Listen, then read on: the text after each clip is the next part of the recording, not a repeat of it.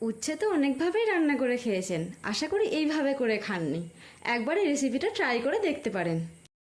প্রথমে কড়াইয়ে বাদাম, জিরে, ধনে, মৌরি, সর্ষে, শুকনো লঙ্কা ভালো করে নেড়ে নামিয়ে জল দিয়ে একটা পেস্ট বানিয়ে নেব।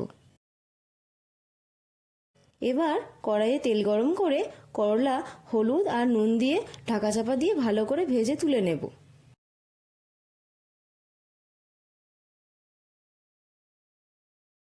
ওই কড়াইয়ের তেলেই কালো জিরে ফোড়ন দিয়ে বানিয়ে রাখা পেস্টটা দিয়ে দিলাম।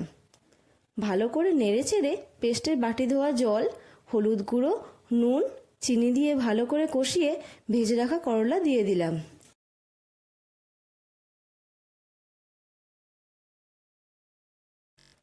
এবার সব কিছু ভালো করে কষিয়ে নিয়ে জল দিয়ে ঢেকে দিলাম।